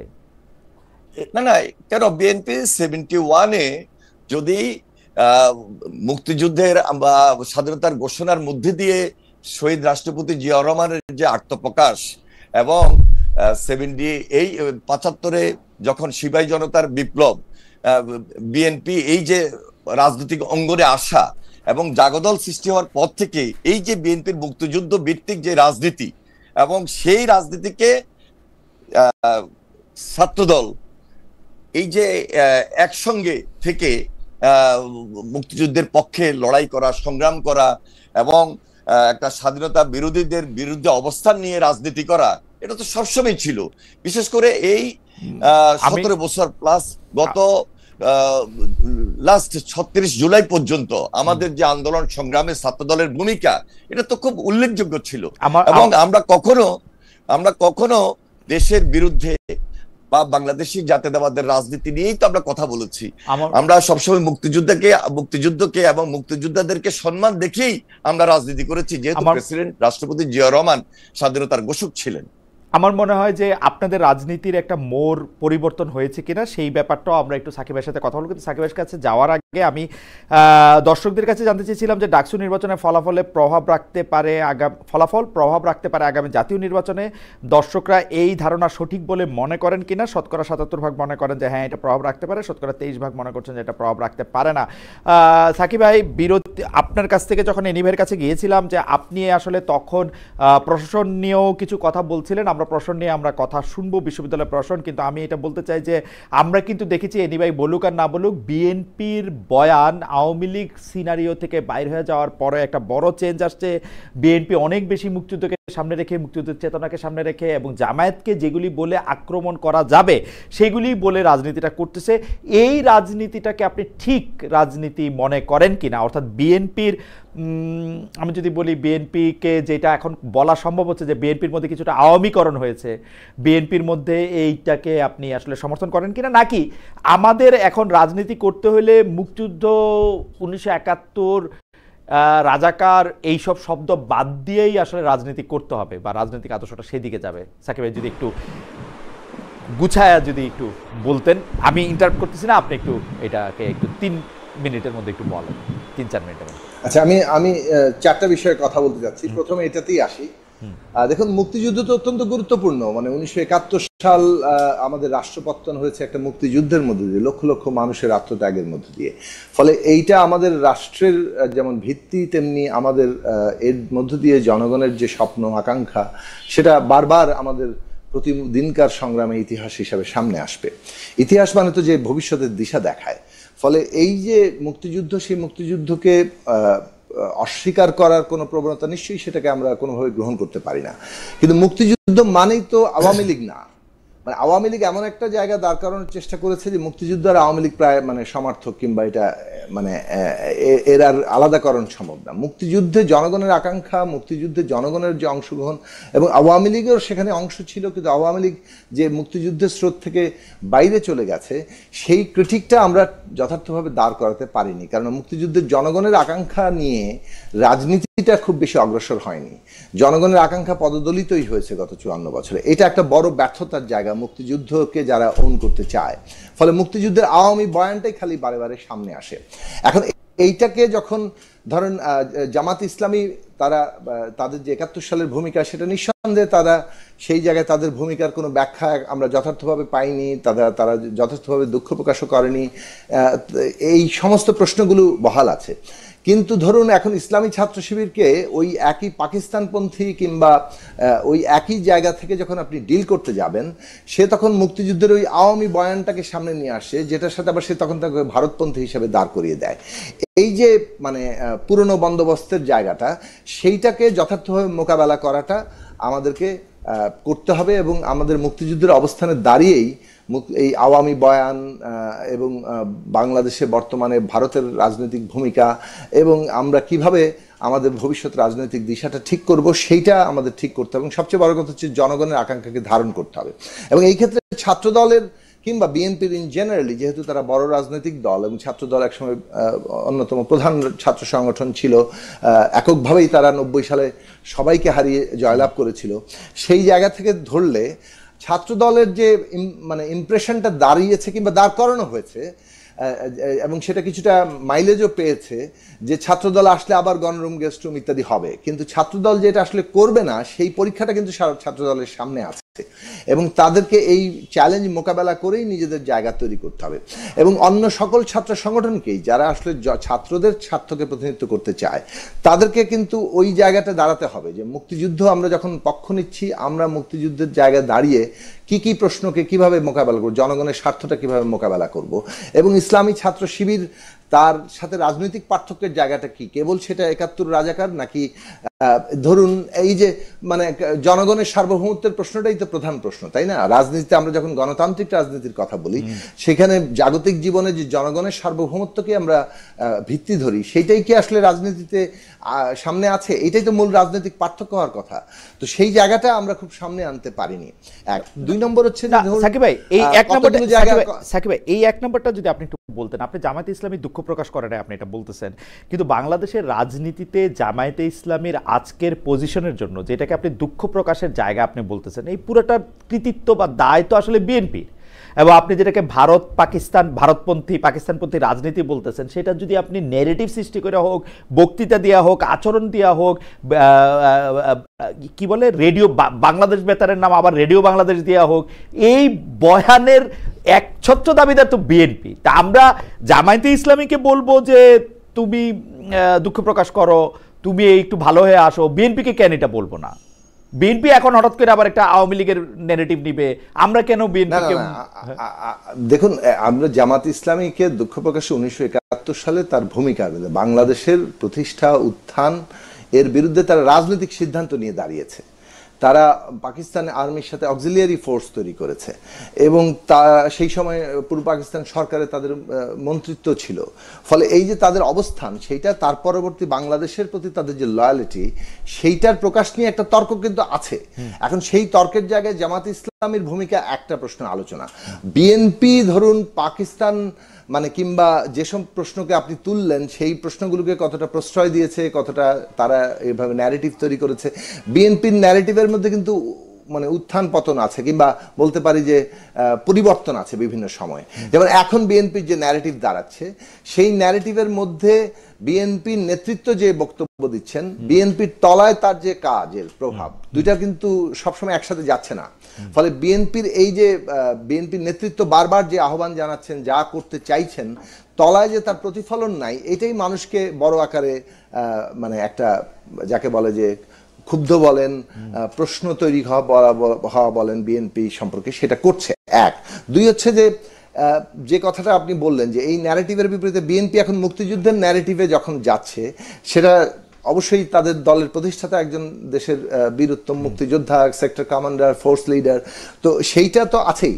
কিন্তু প্রশ্নটা হচ্ছে যে মুক্তিযুদ্ধের বয়ানটা আওয়ামী লীগের যে বয়ান, তার বাইরে মুক্তিযুদ্ধের জনগণের যে বয়ান, সেই জায়গাটা ধারণ করতে পারাটা এখন আমাদের সামনে সবার জন্য সবচেয়ে বড় চ্যালেঞ্জ। এবং সেইটা ধারণ আমাদের করতে হবে আমাদের জাতীয় স্বার্থে। সেটা মানে কেবলমাত্র জামাত ইসলামীকে কি বলে যে একটা মানে পাকিস্তানপন্থী এইটা বলার মধ্য দিয়ে এই ন্যারেটিভটা মানে ঠিক হয়ে যায় না। অর্থাৎ আমরা যারা মুক্তিযুদ্ধের পক্ষে ছিলাম, আমি চুরি করলে, খুন করলে, ধর্ষণ করলে সবই জায়েজ, এইটা হয় না। ফলে আওয়ামী লীগ যখন চুরি, খুন, ধর্ষণ, ত্রাসের রাজত্ব কায়েম করেছে, মুক্তিযুদ্ধ দিয়ে সেটা জায়েজ করার চেষ্টা করছে, এটা জায়েজ হয় না। সেই কারণে মুক্তিযুদ্ধের স্পষ্টত একটা আকাঙ্ক্ষা আছে, মুক্তিযুদ্ধের স্পষ্টতা হচ্ছে সাম্য, মানবিক মর্যাদা, সামাজিক ন্যায় বিচার। সেটা কি প্রতিষ্ঠা করতে পেরেছে? সেটা না করতে পারলে মুক্তিযুদ্ধের নাম নিয়ে কিন্তু মুক্তিযুদ্ধের ধারক বারক হওয়া যাবে না। আমি কিন্তু দেখি যে সাম্য, মানবিক মর্যাদা, ন্যায় বিচারের কথা আপনি বাদ দেন। আওয়ামী লীগ যে সংবিধানটার অধীনে বারবার সংবিধানটাকে সামনে নিয়ে আসতো, সেই গণতন্ত্র, সমাজতন্ত্র, ধর্মনিরপেক্ষতা, জাতীয়তাবাদ, চার মূলনীতির একটা আওয়ামী লীগ মানে নাই। মানে গণতন্ত্র তো মানেই নাই, সমাজতন্ত্র তো ছিল না, ধর্মনিরপেক্ষ ছিল না। যা মুখে বলছেন তা কাজে করছেন না। তার কিন্তু আমি যখন মানুষের মধ্যে, বিশেষত তরুণদের মধ্যে এই বৈপরীত্যের একটা বড় প্রভাব আছে, কিন্তু তারা গ্রহণ করছেন না। এটা আমাদেরকে মনে রাখতে হবে। কিন্তু আমরা এটা কোন জায়গায় এসে পড়লাম? আমি মুক্তিযুদ্ধের কথা বলি, মুক্তিযুদ্ধের নাম করে চুরিবাটপাড়ি করা হয়েছে, সেটা এক জিনিস। কিন্তু আমি এখন যখন মুক্তিযুদ্ধের কথা বলি, আমাকে তখন চোরবাটপাড় বলা হয়েছে, এটা আবার কোন জিনিস? আমি তো বুঝলাম না। মানে আমার সাথে আওয়ামী লীগের ন্যূনতম সম্পর্ক না থাকলেও, মানে আওয়ামী লীগের এখানে আসে একটু খালেদ, আমাকে একটু বলতে দেন। সেটা হচ্ছে যে এই যে সোশ্যাল মিডিয়াতে এসে আপনি যখনই মুক্তিযুদ্ধের কথা বলবেন, আপনি যখনই নতুন রাজনীতিটা দাঁড় করার চেষ্টা করবেন, এইটা আসলে এটাকে কিভাবে নস্যাৎ করে দেওয়া যায় তার জন্য তারা এটাকে এই যে পুরনো বয়ানে মানে এটাকে ভারতপন্থী হিসেবে এইটা বলা মানেই হচ্ছে যে মানে ওই আওয়ামী বাইনারি টেনে নিয়ে আসা হচ্ছে, এইটা বারবার তারা আনার চেষ্টা করবে। ফলে এটা একটা কঠিন লড়াই। আওয়ামী লীগের ন্যারেটিভ, আওয়ামী লীগের বাইনারির মানে বাইরে এসে আপনি যখন মুক্তিযুদ্ধের আকাঙ্ক্ষাকে ধারণ করবেন সেটা মানুষের সামনে প্রমাণ রাখতে হবে। এই যে সোশ্যাল মিডিয়া একদিকে যেমন ধরুন মুক্তিযুদ্ধের এই বয়ানকে আওয়ামী লীগ হিসেবে নিয়ে যাচ্ছে, ভারতপন্থী হিসেবে নিচ্ছে, অন্যদিকে তারা কতগুলো জায়গায় ধরছে, ধর্মীয় মানুষের অনুভূতিকে কাজে লাগাচ্ছে, নারীর প্রতি ধরেন একটা বিদ্বেষ প্রচার করছে। ধরুন ডাকসু ইলেকশনে আসুক, উমামা ফাতেমার যে ক্যান্ডিডেসি এবং আরো অনেক ক্যান্ডিডেটরা আছেন, প্রত্যেকটা প্যানেলেই নারী ইয়ারা আছেন, এমনকি ছাত্র শিবির প্যানেলেও নারীরা আছেন, কিন্তু প্রশ্ন হচ্ছে যে নারীর প্রতি সাধারণ দৃষ্টিভঙ্গি কিন্তু খুবই বিপজ্জনক দৃষ্টিভঙ্গি, এবং এইটা যেভাবে তৈরি করা হয়, যেভাবে তাকে ধসিয়ে দেওয়ার চেষ্টা করা হয়, এইটা তো একটা বিপজ্জনক বাস্তবতা। এই বাস্তবতা তো মোকাবেলা করতে হবে। এই বাস্তবতা মোকাবেলা করার ক্ষেত্রে নির্বাচনই তো হয় নাই, ফলে মোকাবেলা করার ব্যাপারটাই মানে সত্যিকার অর্থে চ্যালেঞ্জের মুখে গিয়ে জনগণের সামনে গিয়ে করার ব্যাপারটাই একটা নতুন অভিজ্ঞতা। দুই হচ্ছে আরেকটা বিষয় বলি, মানে ডাকসুর ক্ষেত্রে বলতে হবে, ধরুন ক্যাম্পাসের ছাত্র রাজনীতি, আপনি যে প্রশাসনের কথা তুললেন, ক্যাম্পাসের ছাত্র রাজনীতি মানে চলবে না এরকম একটা সাধারণ ছাত্রদের কি বলে যে দাবি। হয়তো সাধারণ ছাত্রদের একটা অংশ চাইবেই, কারণ চাইতেও পারে, কারণ যে অভিজ্ঞতা দিয়ে গণরুম গেস্টরুমের মধ্যে দিয়ে গেছে, ছাত্র রাজনীতি মানেই তাদের কাছে গণরুম গেস্টরুম, ফলে তাদের একটা বিরোধিতার জায়গা থাকতে পারে, এবং সেটা থাকাটার মধ্যে হয়তো যথার্থভাবে রাজনৈতিক লক্ষ্য তারা স্থির করতে পারছেন না, কিন্তু তারা তাদের আপাত সমস্যার সমাধান দেখছেন ছাত্র রাজনীতির জায়গাটা। সেইখানে কারা কাজ করেছে, কারা এটাকে উস্কে দিয়েছে, কারা নিজেরা ছাত্র রাজনীতি ঠিকই করেছে, কিন্তু এইটাকে সাধারণ ছাত্রের রূপ নিয়ে তারা এটাকে যে গত 12 মাস 13 মাস ধরে জারি রাখলেন, সেটার মধ্যে দিয়ে কিন্তু ক্যাম্পাসের শক্তি ভারসাম্যে আলাদা একটা অবস্থান তারা নিয়েছেন। একটা অংশ মানে সংগঠন আকারে হাজির হয়, আরেকটা অংশ সাধারণ ছাত্র হিসেবে হাজির থাকে, এবং তারা সাধারণ ছাত্রদের মধ্যে এই বিক্ষোভ আছে, এবং সেই বিক্ষোভটা সামনে আসলেই প্রশাসন তখন চুপ হয়ে যাচ্ছে, কারণ এটা মানে আমার মনে হয় যেটা দেখা যাচ্ছে 50 জন 100 জন প্রতিরোধ করলেই তখন। আপনি কি যেগুলি সর্বনাম ব্যবহার করলেন কারা, সেগুলিকে কি বিশেষ্য ব্যবহার করবেন না সর্বনামেই রাখতে চাচ্ছেন আপনি? না, এই ক্ষেত্রে ক্যাম্পাসের যে খোঁজ নিয়ে ক্ষেত্রে অনেক ক্ষেত্রেই ছাত্র শিবিরের ভূমিকার কথা কিন্তু বারবার সামনে এসেছে। কেবল ছাত্র শিবির না, এমনকি অভ্যুত্থানে অংশগ্রহণকারী আরো অনেকেই করতে পারেন। আমরা বলতে চাইছি যে আমি কোনো সংগঠনের আপাত মানে পক্ষ বিপক্ষ নেওয়ার চাইতে আমি ঘটনাবলীর জায়গাটা বলছি, যে আপনি যদি সাধারণ ছাত্রদের নাম নিয়ে ছাত্র রাজনীতি চলবে না, কিন্তু আসলে বাস্তবতা আপনি কিন্তু ছাত্র রাজনীতির সকল সুবিধাটা নিচ্ছেন, এবং সেক্ষেত্রে প্রশাসনের সহায়তা পাচ্ছেন পরোক্ষভাবে, সেই জায়গাটা কিন্তু অলরেডি একটা অসমতার জায়গা তৈরি করে ফেলে। এইসব ক্ষেত্রের মধ্যে দিয়ে কিন্তু অনেকগুলো জিনিস তৈরি হয়েছে। তো আমরা যে জায়গাটা দেখতে পাচ্ছি যে এইটা মানে এখনো ফলাফল বের হয় নাই, কিন্তু আপনি যেটা তুললেন যে ছাত্র শিবিরের প্রধান প্রতিদ্বন্দ্বী কিংবা প্রতিদ্বন্দ্বী আকারে হাজির হওয়াটা, যেটা আমাদের সময়ে তারাও সেখানে তখনও ছিল, তারা তখনও প্রকাশ্যে রাজনীতি করতে পারেনি, কিন্তু তাদের প্যানেল হয়েছে। এখন তারা যে একটা সাধারণ ছাত্রদের সমর্থন পাচ্ছে নিজেদের প্যানেল ভোটের বাইরে, এইটার বাস্তব কারণগুলো আমি চেষ্টা করছি অনুসন্ধান করার। এনিওয়ে, আমার এই পর্যায়ে আপনার জন্য আলাদা কোনো প্রশ্ন নাই, কারণ অনেকগুলি বিষয় আপনি নোট নিয়েছেন, মনোযোগ দিয়ে শুনতেছিলেন, সেগুলি আপনি বলবেন। আমি আপনার জন্য আমি দর্শকদের দুইটা মতামত শোনাই। এক হচ্ছে যে আমরা কিছু হলেই জামাতের 1971 সালে ভূমিকা নিয়ে আসলে আলাপ আলোচনা করতে থাকি কেন, এবং সেটাকে কেন সামনে নিয়ে আসি। আরেকটা হচ্ছে যেই প্রশ্নটা আমি আসলে সাকিব ভাইকে একটু করেছিলাম, সেটা আপনাকে করার জন্য আমার দর্শকের এই মতামতটাকে বেস্ট মনে হয়েছে, যিনি বলছেন এনি ভাইকে জিজ্ঞাসা করুন বা জিজ্ঞাসা আপনি বলছেন আপনারা মুক্তিযুদ্ধের পক্ষের দল, তাহলে আপনারা মুক্তিযুদ্ধ বিরোধী জামাতিদের কেন মন্ত্রী বানিয়ে তাদের পুরস্কৃত করলেন? শুধু জামাতি না, অনেক মুক্তিযুদ্ধ বিরোধীদেরকেই আপনারা মন্ত্রী বানিয়েছেন, মূল রাজনীতিতে আসার সুযোগ করে দিয়েছেন, দিনের পর দিন যেটাকে আমরা আজকের ন্যারেটিভ বলছি সেটা আপনারা তৈরি করতে সাহায্য করেছেন। এনিওয়ে, আপনি যদি একটু মন্তব্য করেন। দেখুন, ধন্যবাদ। ছাত্র রাজনীতির আলোকে আমি যদি সম্পূর্ণ জাতীয় রাজনীতির আলোচনা নিয়ে আসি, তাহলে এই মুহূর্তে সব অ্যান্সার দেওয়া যাবে না। আমি শুধু এটাই বলবো যেটা জুনায়েদ সাকিব বলার চেষ্টা করেছেন, এবং আমিও বলেছি যে সাধারণ ছাত্রদের মুখপাত্র হয়ে যেভাবে একটা মব তৈরি করা হয়েছিল, এটার রেজাল্ট হয়তোবা আমাদেরকে পেতে আরো 2, 4, 5 বছর অপেক্ষা করতে হবে। কারণ ছাত্র শিবির, আমি মনে করছি যে ঢাকা বিশ্ববিদ্যালয় ক্যাম্পাস নয়, বিভিন্ন প্রতিষ্ঠানে যে সুযোগটি গত 10-12 বছর বা এই 1-1.5 বছরও বিশেষভাবে নিয়েছে, তারা সাধারণ ছাত্রদেরকে জিম্মি করে রাজনীতি করেছে, যে সুযোগটা কখনো ছাত্রদল গ্রহণ করে নাই। কেন গ্রহণ করে নাই? কারণ তারা সেখানে গুপ্তভাবে ছিল, এবং 17 বছরের মধ্যে 10-12 বছর লাস্ট তারা কিন্তু তাদের পরিচয়টা তারা কিন্তু ওইভাবে দিয়ে রাজনীতি করে নাই। আর আরেকটা জিনিস হলো না এনিভাই, এই পর্যায়ে আমার প্রশ্ন করতেছে, গুপ্তভাবে থাইকা একটা ছাত্রকে কিভাবে প্রভাবিত করা সম্ভব? আপনি তাকে হলে সিট দিতে পারতেছেন না, তাকে অন্য জায়গায় অন্য কোনো সুবিধা দিতে চাচ্ছেন না, ডাইনিং এ বাকি খাইতে দিতে পারতেছেন না, যেগুলি ছাত্ররা মানে অনেক সময় বিপদে পড়ে হোক সুখে পড়ে হোক এগুলি করে। তো গুপ্তভাবে আর কিভাবে প্রভাব, মানে এই প্রভাবটা কি এনিভাই আসলে আপনি তারা তো ছাত্রলীগের ছায়াতলে থেকেও রাজনীতি করেছে, এবং অনেকে ছাত্রলীগের সঙ্গে সম্পৃক্ত ছিল। আর এই যে 17 বছর চলে যাওয়ার পর যখন সর্বশেষ জুলাই আন্দোলন তৈরি হলো, এবং এই যে লাস্ট গত 1 বছর তারা কিন্তু তখন সাধারণ ছাত্রদেরকে জিম্মি করে তারা দেখিয়েছে যে না, আমরা সাধারণ ছাত্রদের নেতৃত্ব দিচ্ছি, কিন্তু বাস্তবে এই রেজাল্টটা কিন্তু যে এমন ছিল যে তারা ছাত্র সমাজকে জিম্মি করে তারা রাজনীতিটা করেছে। এটা গত কয়েকদিন যাবত ডাকসু নির্বাচনকে কেন্দ্র করে সমাজের সামনে, শিক্ষার্থীদের সামনে আস্তে আস্তে ফুটে এসেছে। এই জন্য আমি বললাম হয়তোবা এই রেজাল্ট এই মুহূর্তে আমরা পাবো না, কিন্তু এই যে জিম্মি করা, আজকে আমরা শুধু বলবো না যে তারা জামাত শিবিরের রাজনীতি দিয়েই সব জিম্মি করেছে। এখন আমি শুধু এটা বলবো, বিগত দিনগুলোতে স্বাধীনতার পর থেকে ছাত্র শিবিরের রাজনীতি এই বর্তমান প্রজন্মকে একটু ফলো করতে হবে। ছাত্র শিবিরের রাজনীতি ক্যাম্পাস বাই ক্যাম্পাস কি ধরনের ছিল, তারা কিভাবে রাজনীতি করেছে, তারা যখন যেখানে ছাত্র দলের সাথে, কোথাও ছাত্র লীগের সাথে, তারা সেখানে সাংঘর্ষিক পর্যায়ে গিয়েছিল। এবং 90-র যে মুভমেন্ট ছিল, সেই মুভমেন্টও যখন বিভিন্ন ছাত্র সংসদ নির্বাচন হয়েছে, বিভিন্ন ক্ষেত্রে আমরা দেখেছি যে ছাত্র শিবিরের সঙ্গে ছাত্র দলের সাংঘর্ষিক রূপ সবচেয়ে বেশি হয়েছিল, ছাত্রলীগের চেয়ে বেশি অনেক ক্যাম্পাসে। আর আমরা শুধু 71-কে ধারণ করেই যে সব রাজনীতি, ছাত্র রাজনীতি করতেছি তা কিন্তু না।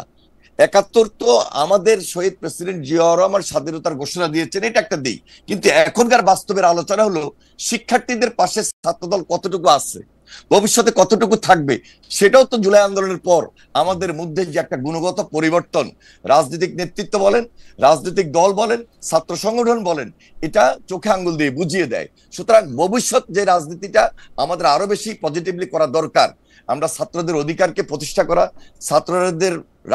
ছাত্র রাজনীতির ভাবমূর্তিকে উজ্জ্বল করা, এবং এই যে গেস্ট রুম কালচার, গণরুম কালচার অথবা বিভিন্ন মব কালচার থেকে বের হয়ে আসে সঠিক ছাত্রদের অধিকার প্রতিষ্ঠার জন্য যে লড়াই করা, যে সংগ্রাম করা, আমরা 90-র মুভমেন্টও আমরা শেষ করে ছাত্রদের অধিকার প্রশ্নে কথা বলেছি বলেই ডাকসুতে নির্বাচিত হয়েছি।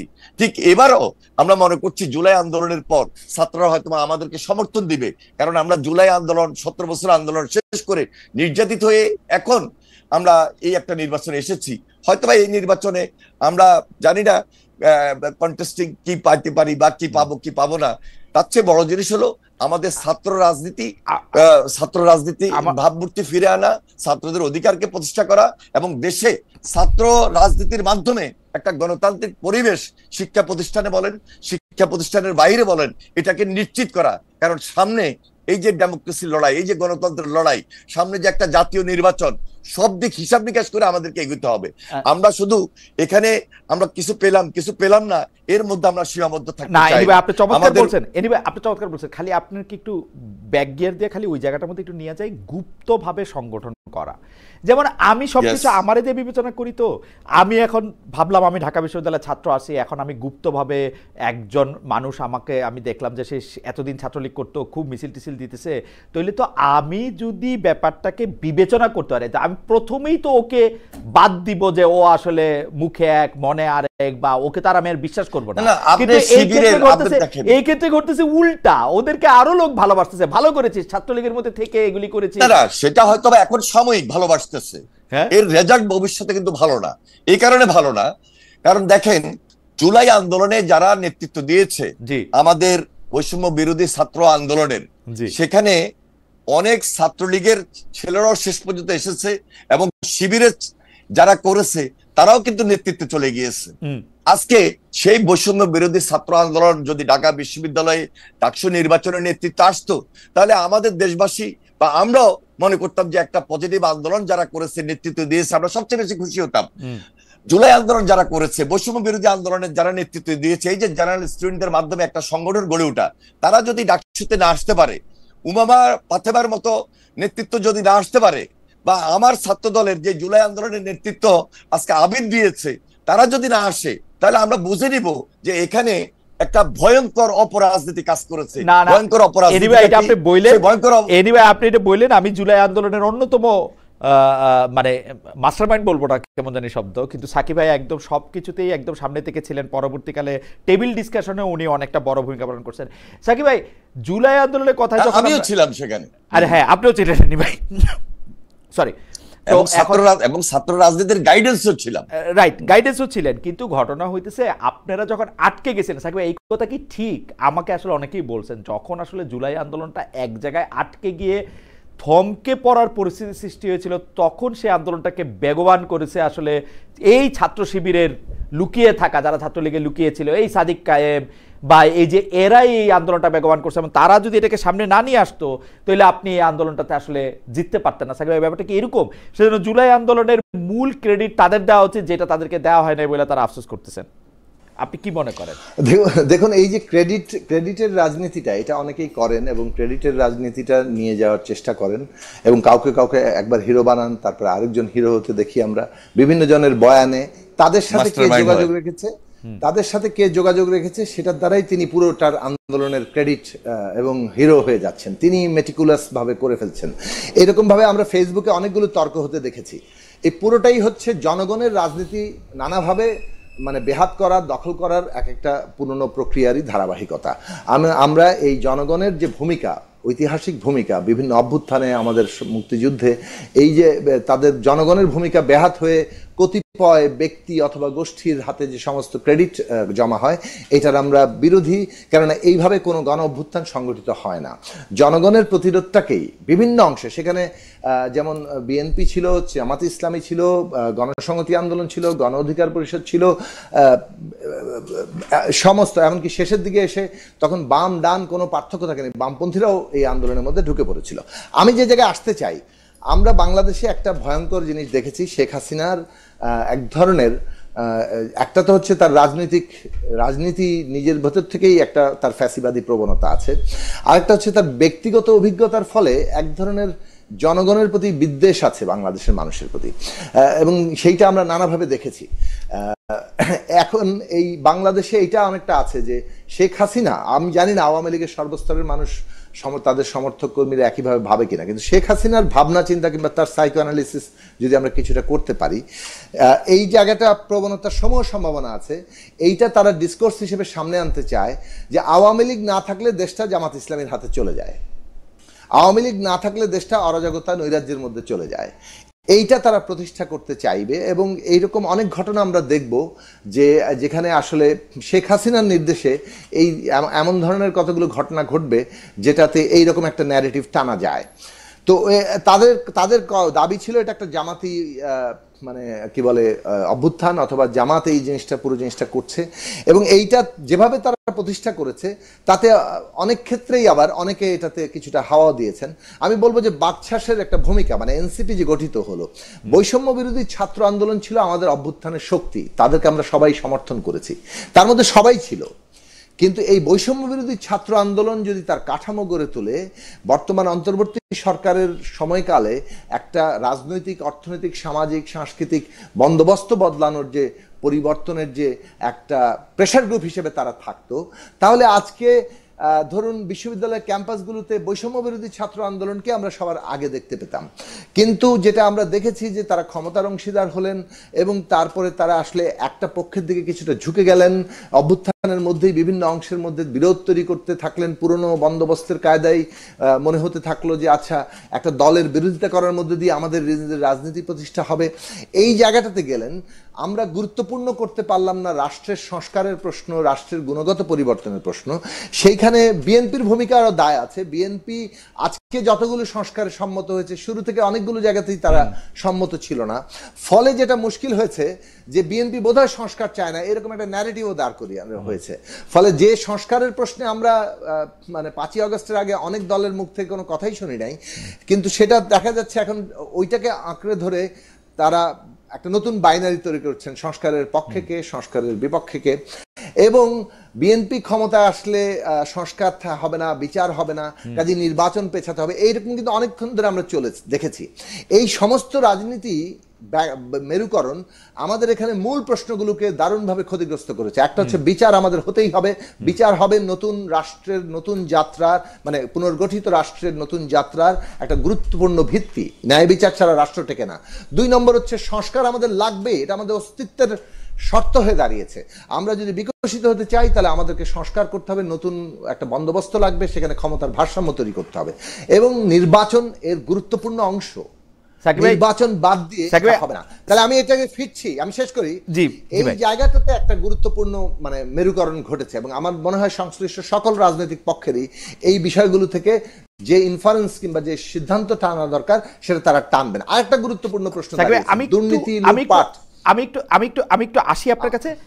এইটা আপনার কাছে আপনি আসার আগে 30টা সেকেন্ড আমাকে আচ্ছা 30 সেকেন্ডই বলেন। দুর্নীতি, লুটপাট, এই দুর্নীতি লুটপাটের বন্দোবস্ত যেটা হয়েছে সেটা কি অব্যাহত থাকবে কি থাকবে না, এইটাও একটা খুব গুরুত্বপূর্ণ প্রশ্ন হয়ে দাঁড়িয়েছে।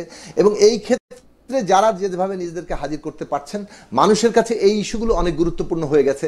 রাদার আপনি ওই যে পুরনো বন্দোবস্তে পুরনো বাইনারিগুলো দিয়ে ভাগ করেই আপনি ভাবছেন যে না সবকিছু আগের মতো জায়গায় চলে যাবে। আমরা যদি গুণগত কোনো পরিবর্তন দেখি অভ্যুত্থানের পরে, সেটা হচ্ছে যে পুরনো রাজনৈতিক যে বাইনারি কিংবা দ্বন্দ্বগুলো, সেগুলোর বাইরে নতুন গুরুত্বপূর্ণ দ্বন্দ্বের জায়গা তৈরি হয়েছে।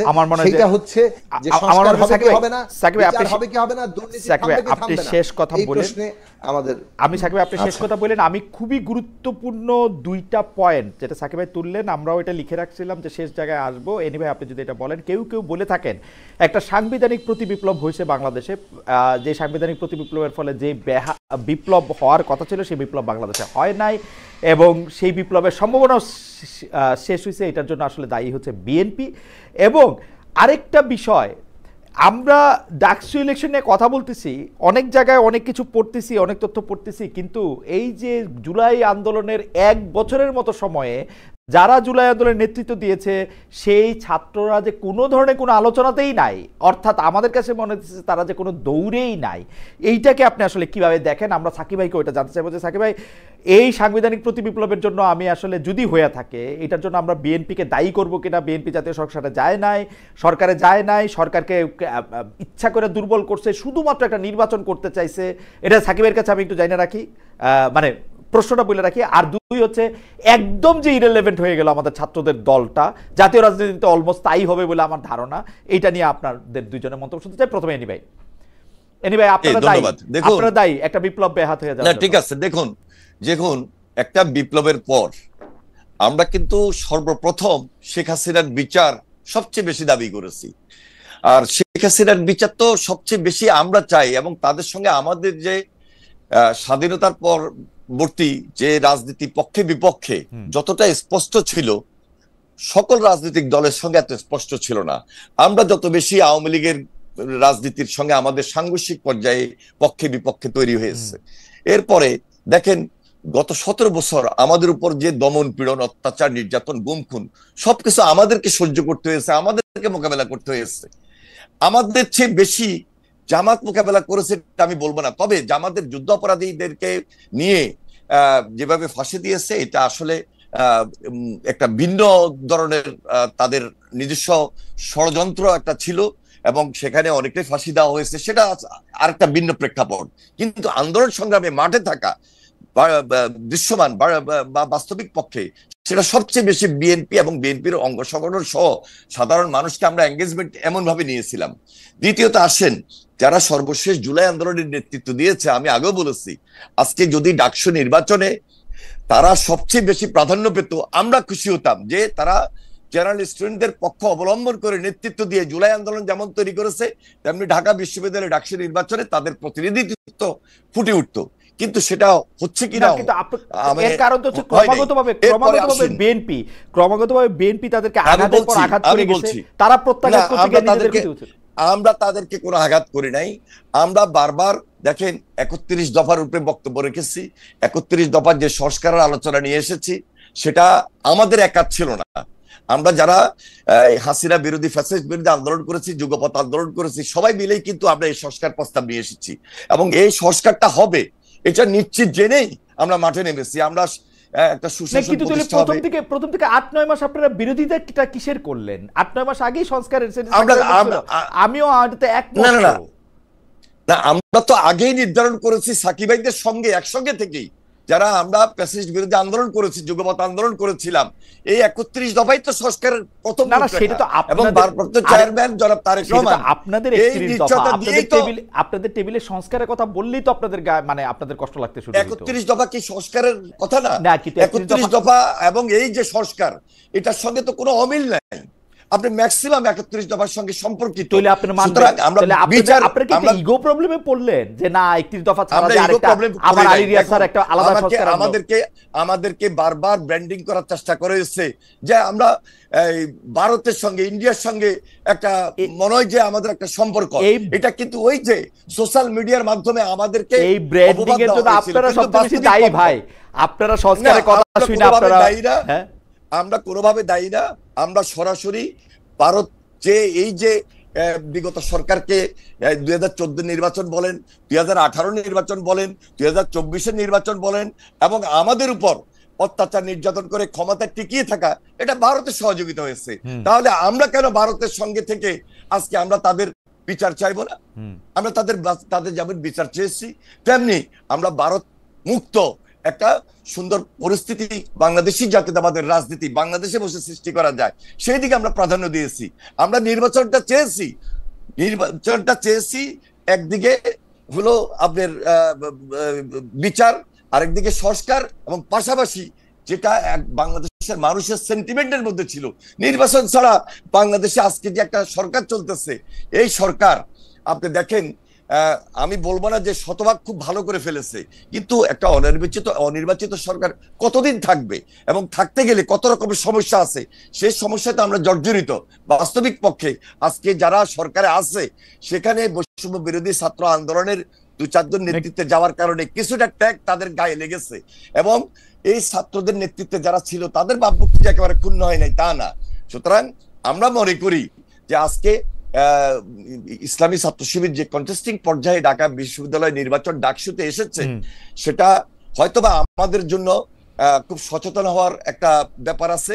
আরেকদিকে খুব অ্যালার্মিং আগামী জাতীয় নির্বাচন এবং আগামী দিনে আমাদেরকে এই দেশে গণতান্ত্রিক অবস্থানকে সুসংগত রাখার ক্ষেত্রে খুব বেশি সতর্ক এবং সজাগ থাকার ব্যাপারে খুব বেশি মনে করিয়ে দিয়েছে বলে আমি মনে করি।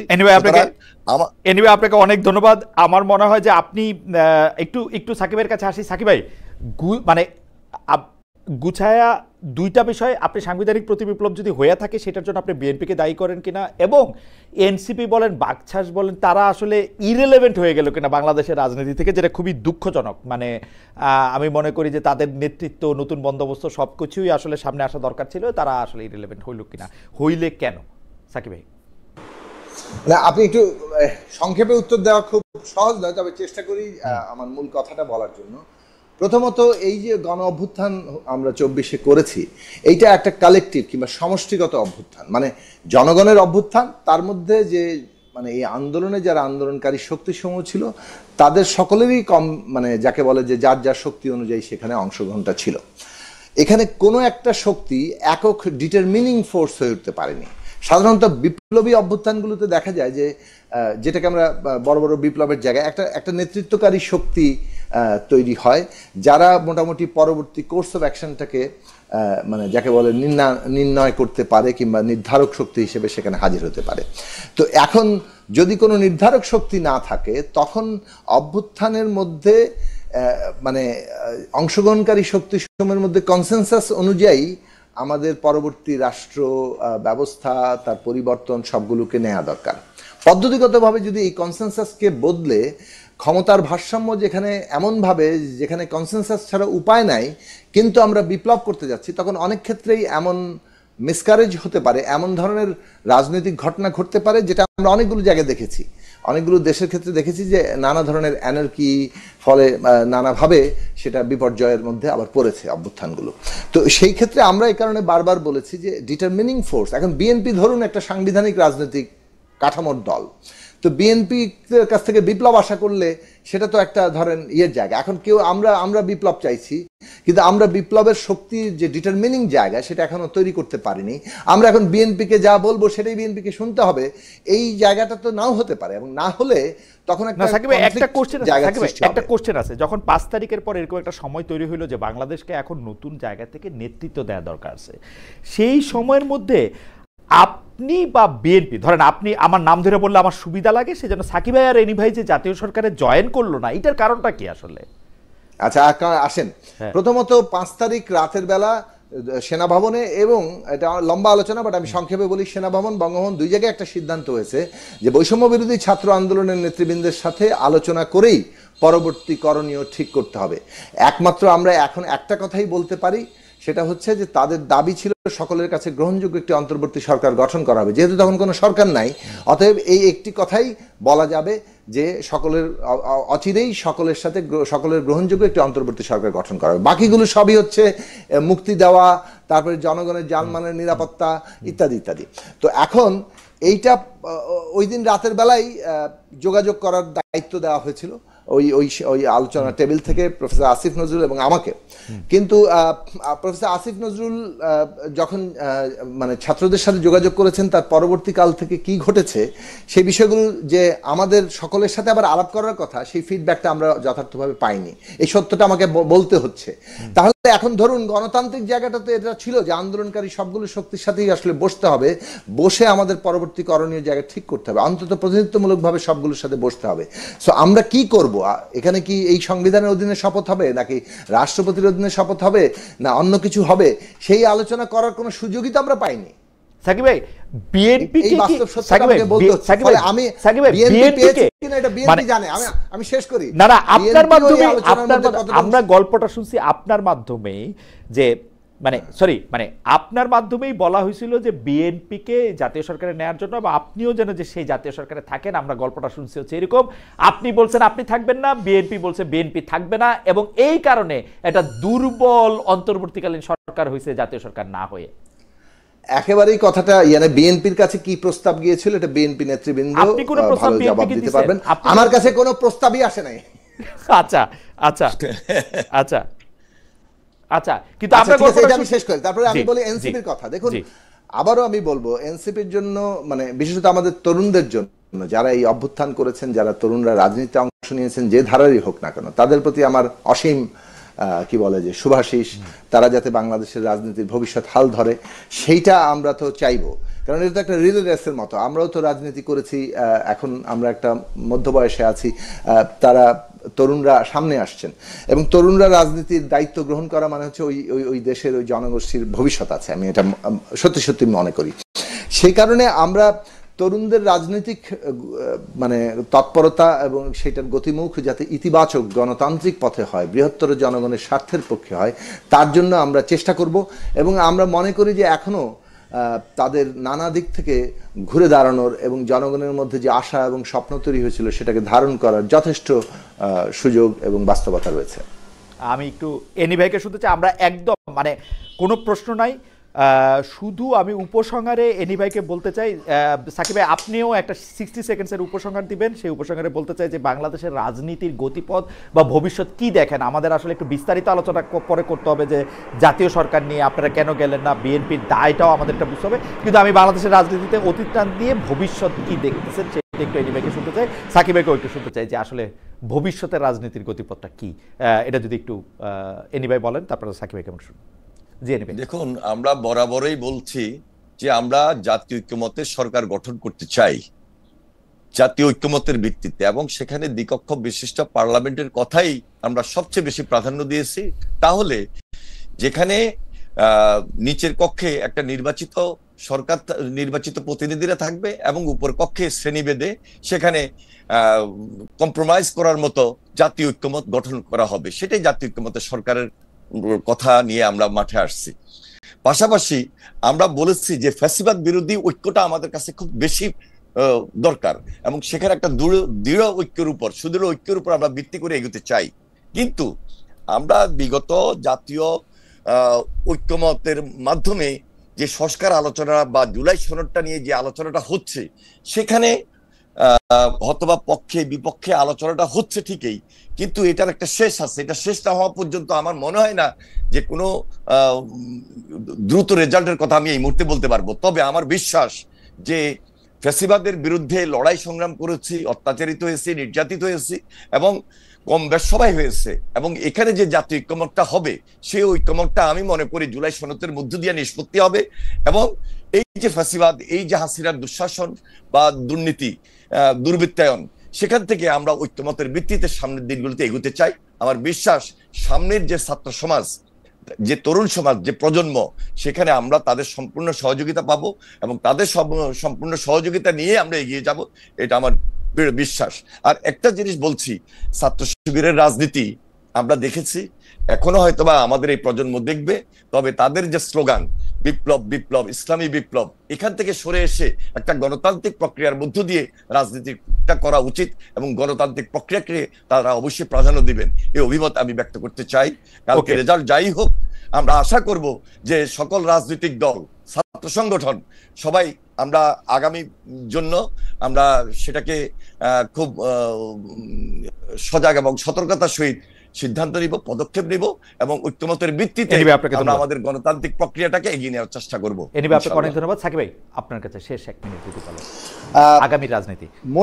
মোটা দাগে প্রথম কথাটা বলি যে আগামী দিনের আমরা মনে করি যে রাজনীতি একদিকে যেমন জনগণের সার্বভৌমত্বর প্রশ্ন, গণতান্ত্রিক ব্যবস্থার প্রশ্ন, আমাদের দেশের সংখ্যাগরিষ্ঠ খেটে খাওয়া মানুষের ন্যায্য হিস্সা পাওয়া, বন্টনের জায়গায় ন্যায্যতা আসা, সেটার প্রশ্ন, এইটা গুরুত্বপূর্ণ চালিকা শক্তি হবে।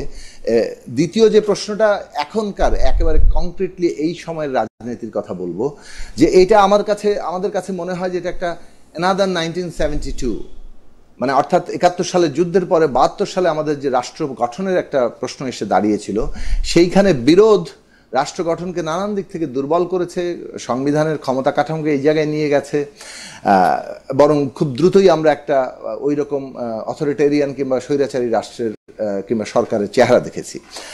এখন আরেকটা মানে পুনর্গঠনের প্রশ্ন সামনে এসছে এবং এত বড় অভ্যুত্থানের পরে এইখানে এসে একই ধরনের বিরোধে জড়িয়ে যাওয়া আমাদের একেবারেই ঠিক হবে না। আমাদের মূল প্রশ্ন দাঁড়াবে, আমরা সত্যিকার অর্থে নতুন রাজনৈতিক, অর্থনৈতিক, সাংস্কৃতিক বন্দোবস্ত করতে পারছি কিনা, সংবিধানের যে সংস্কারগুলোর কথা, ক্ষমতার ভারসাম্যের কথাগুলো আমরা বলছি, সেইগুলোর জায়গাতে সেগুলো গ্রহণ করা এবং বাস্তবায়ন করা, এই প্রশ্নটাকে সামনে রেখে রাজনীতির মূল মেরুকরণ হওয়া দরকার। এবং সেই ক্ষেত্রে আমাদের যে মানে বিএনপি বড় দল, তাদেরকে ওই অনুযায়ী রাজনৈতিক ভূমিকার জায়গায় যেতে হবে। আমাদের প্রত্যেকটি দলকেই যার যার রাজনৈতিক অবস্থান থেকে গিয়েই এই যে একটা পুনর্গঠনের কাল পর্ব, যেমন একটা প্রস্তাব আছে যে 6 মাসের মধ্যেই আমাদের সংবিধান সংশোধন শেষ করতে হবে, প্রস্তাব আছে পরবর্তী 1 বছর সর্বোচ্চ 1.5 বছর মধ্যে এর বাস্তবায়ন করতে হবে। তো নির্বাচনের পরে এই যে বাস্তবায়ন কাল পর্যন্ত একটা ন্যূনতম জাতীয় ঐক্যমত্য রক্ষা করা আন্দোলনকারী শক্তিসমূহের মধ্যে, এবং তারা এই বাস্তবায়নের কার্যটা শেষ করবা, কারণ এটা রুলস অফ দি গেম। এটা প্রতিষ্ঠার অর্থ হচ্ছে বাংলাদেশের রাজনীতির মৌলিক যে জায়গা, রাষ্ট্র ব্যবস্থা কিভাবে চলবে সেটা। আমি আসলে প্রশ্ন করতেছিলাম না, আপনার বক্তব্য শেষ ধরে নেয়া, আপনার বক্তব্য শেষ ধরে নেয়া, বক্তব্য শেষ ধরে না। আমি শুধু একটা প্রশ্ন করি, বিএনপি যে জাতীয় ঐক্যমত্যের সরকারের কথা বলে, বিএনপি বৃহত্তম দল হিসেবে জাতীয় ঐক্যমত্যের কথা বলে, তো ওর সাথে মাইনরিটি হিসেবে সংযুক্ত হওয়ার জন্য ও তো আর আমাকে প্রধান কইরা জাতীয় ঐক্যমত্য করতে চায় না, তাই না? এইটা কি একটা জাতীয় ঐক্যমত্যের একটা ভালো ফর্মুলা? ও তো কোনোদিন কবে না যে সাকিব ভাই আপনি প্রধানমন্ত্রী হন, আমরা আপনার সঙ্গে আছি, যদিও আমরা বড় দল। তাইলে কি আর এটা বড় দলের সঙ্গে ছোট দলের যাওয়া আসে? না, এই ক্ষেত্রে তো ধরেন মানে শক্তি ভারসাম্য একটা গুরুত্বপূর্ণ ব্যাপার। মূল প্রশ্নটা কিন্তু কে কত সিট পেল সেটার চাইতে গুরুত্বপূর্ণ প্রশ্ন হলো যে আগামী দিনে আমরা কি ধরনের রাজনৈতিক, সাংস্কৃতিক, সামাজিক, অর্থনৈতিক পরিবর্তনটা আনতে পারছি, বিশেষভাবে সংবিধানের ক্ষমতা কাঠামোগত পরিবর্তনটা আনতে পারছি। এইটা এই মুহূর্তে আমাদের কর্তব্য। এটা না হলে রাষ্ট্রের যে পুনর্গঠনের প্রশ্ন, অভ্যুত্থানের যে মূল আকাঙ্ক্ষা, সেটা কিন্তু ক্ষতিগ্রস্ত হয়ে যাবে। ফলে এইটার ক্ষেত্রে আমাদের সবারই, এটা আবারও বলি, এটা রুলস অফ দি গেম, মানে রাজনীতির নিয়মটা আমাদের ঠিক করতে হবে।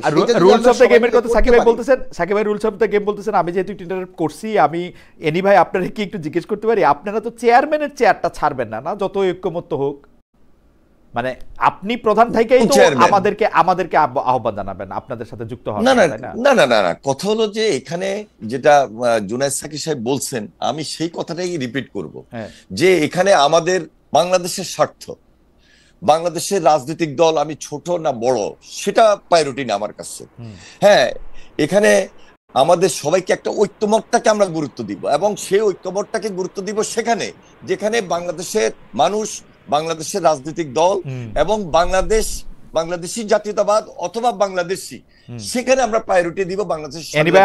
আমার মনে হয় আপনি পরিষ্কার, এবং বিশেষভাবে ফ্যাসিস্টের বিরুদ্ধে যারা লড়াই করেছি, সংগ্রাম করেছি, এটার ব্যাপারে আমাদের জাতীয় ঐক্যমতটা হইলো আসল। এনিওয়ে, আপনাকে অনেক ধন্যবাদ, অনেক ধন্যবাদ সাকিব ভাই আপনাকেও। আজকে একটি এরকম গুরুত্বপূর্ণ দিনে যেখানে ডাকসু ইলেকশন হচ্ছে, সেখানে ডাকসু এবং জাতীয় রাজনীতি সম্পর্কে অনেকগুলি গুরুত্বপূর্ণ দিক নির্দেশনা এবং প্রশ্ন উত্তর আপনারা দিয়েছেন। আপনাদের দুজনকে অনেক ধন্যবাদ। অনেক দর্শক আমাদের সঙ্গে ছিল, তারা অনেকেই আপনাদের মন্তব্যের সাথে একমত হয়েছেন, কেউ কেউ দ্বিমত পোষণ করেছেন। সব বিষয় মিলিয়ে আপনাদেরকে অনেক অনেক ধন্যবাদ দিনে আজকের অনুষ্ঠান এখানে শেষ করছি। ধন্যবাদ আপনাদের সবাইকে।